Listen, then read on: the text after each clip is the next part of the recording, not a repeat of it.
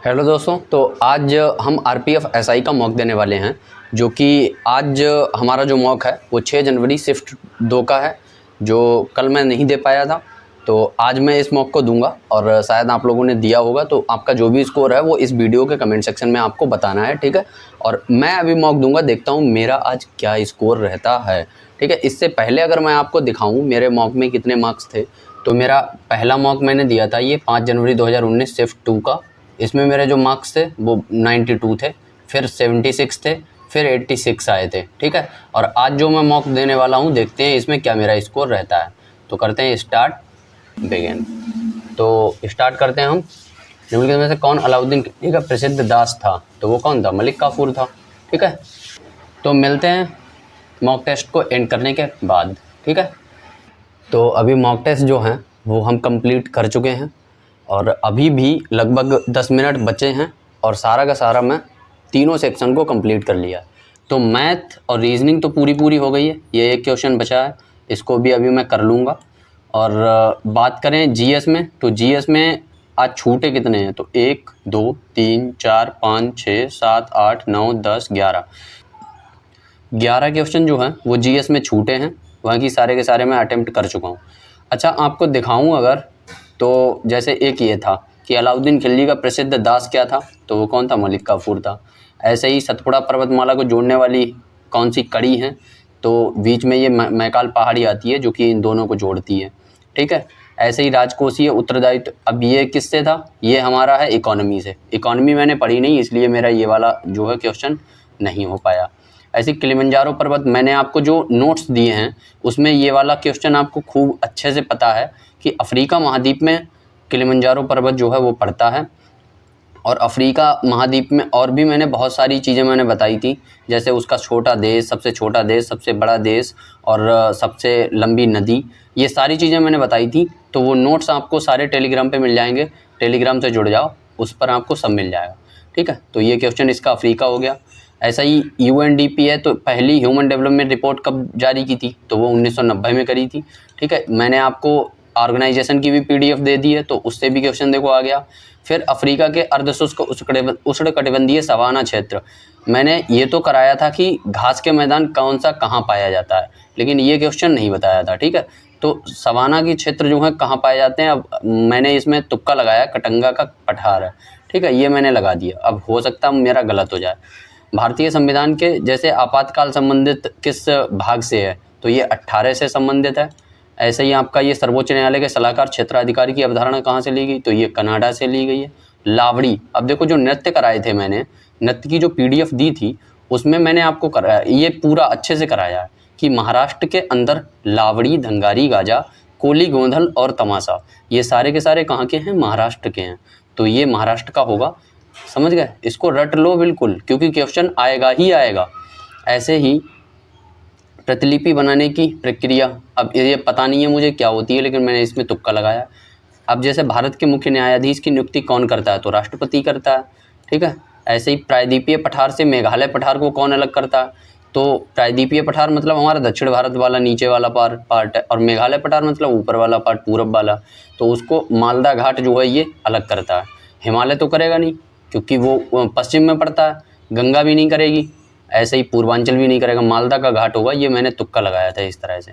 जैसे ड्रिबलिंग है, अब देखो खेल से रिलेटेड बहुत सारी टर्म्स पूछी जाती हैं, तो ये बहुत इंपॉर्टेंट टॉपिक है, इसको भी करना है अच्छे से, ठीक है। तो ये बास्केटबॉल है, ड्रिबलिंग शब्द। सूर्य, चंद्रमा, पृथ्वी, ये भी देख लो आप। 2018 में जो ग्रीष्मकालीन ओलंपिक हुए थे वो अर्जेंटीना में हुए थे।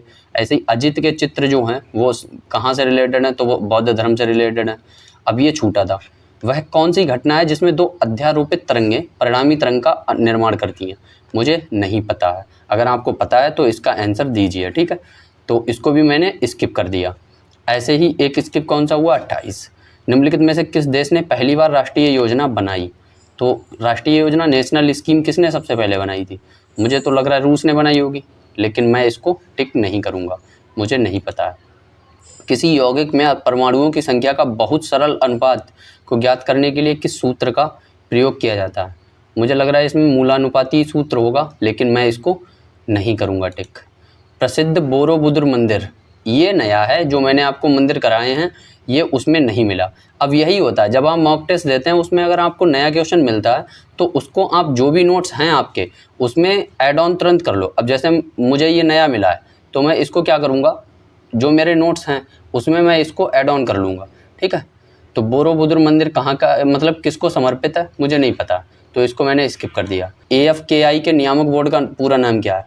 अब इसमें थोड़ी सी कन्फ्यूजन हो रही है, अगर आपको पता है तो इसका आंसर दीजिए।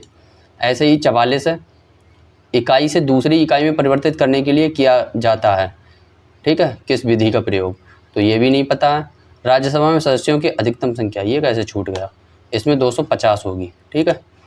फिर 48, 1945 में जन योजना ये किसने शुरू की थी, ठीक है। तो योजनाएं कौन सी कब कहाँ स्टार्ट हुई थी ये भी पता होना चाहिए, तो ये मुझे नहीं पता है। 53, श्रृंखला में अगली संख्या कौन सी आएगी? अब देखो ये रीजनिंग का है तो ये वाला कर लेते हैं हम, अभी करते हैं इसको। जैसे ये मेरे पास कॉपी है, बोला है 29 है, 30 है, 34 है, 43 है और 59 है। तो 29 से 30 तक जाएंगे हम, एक बड़ा, 30 से 34 चार बड़े, 34 से 43 जाएंगे अगर हम तो 6 3 9 बढ़ेंगे, और यहाँ अगर 43 से 59 जाएंगे तो 7 9 7 16 बढ़ेंगे। इसका मतलब 2 का स्क्वायर, 3 का स्क्वायर, 4 का स्क्वायर, तो अब 5 का स्क्वायर 25 बढ़ेंगे। तो 59 और 5 64, 64 और 20 84। तो इसमें आंसर क्या होगा इसका? इसको सीधे हम जो है 84 लगाएंगे और 84 लगा के सबमिट, ठीक है। तो अब हमारे क्या हैं, रीजनिंग और मैथ के तो सारे के सारे अटेम्प्ट हो गए, लेकिन GS के इतने क्वेश्चन छूटे हैं, 3 3 6 और 3 9 9 क्वेश्चन छूटे हैं GS के, और अभी भी 2 मिनट 36 सेकंड बचे हैं। तो आज जो है टाइम मैनेजमेंट बहुत अच्छा हुआ है और पेपर इजी भी था, इसीलिए मुझे लग रहा है पिछली साल की कट ऑफ भी ज़्यादा गई थी। इसको सबमिट और देखते हैं क्या स्कोर रहता है।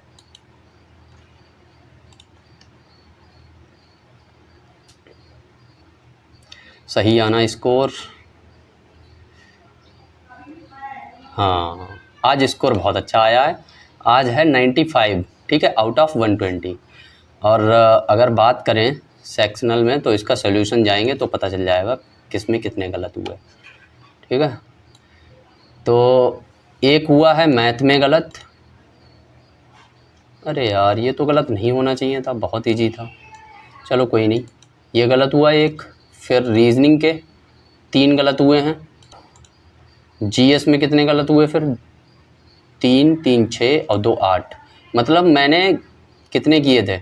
39 क्वेश्चन GS में अटेम्प्ट किए थे और 39 में 8 गलत हुए हैं, ठीक है। तो 3 और अगर निकाल दें तो 8 3 11, 39 में से 11 हटा दें अगर हम, तो हमारा जो स्कोर बन रहा है 28। मतलब आज GS में मेरे 28 नंबर आए हैं, मैथ में मेरे जो हैं वो एक क्वेश्चन अगर हटा दें तो वही मान के चलो 34 पॉइंट समथिंग में, 34.33 इतना बना है 35 में। और रीजनिंग में 3 गलत हुए हैं, तो रीजनिंग में 31 है आज, ठीक है। तो रीजनिंग में 31, मैथ में 34.33 और GS में 28, जो कि आज का बहुत अच्छा स्कोर है। और इतना स्कोर है, इसमें 10 नंबर 15 नंबर और जोड़ दो तो वही मान के चलो ओवरऑल नॉर्मलाइज्ड स्कोर जो मेरा बन रहा है वो 110 के आसपास, और इतने पे बहुत आराम से सिलेक्शन हो जाएगा, ठीक है। अगर पेपर इजी आता है तो, टफ आता है तो कुछ नहीं कह सकते। तो यही था आज का स्कोर, और आपका जो भी स्कोर हो वो आप कमेंट सेक्शन में बताना, ठीक है। तो आज की वीडियो को यहीं पे एंड करते हैं। आशा करते हैं आपको वीडियो अच्छी लगी होगी, अगर अच्छी लगी है तो please like comment share and subscribe कीजिए। जय हिंद।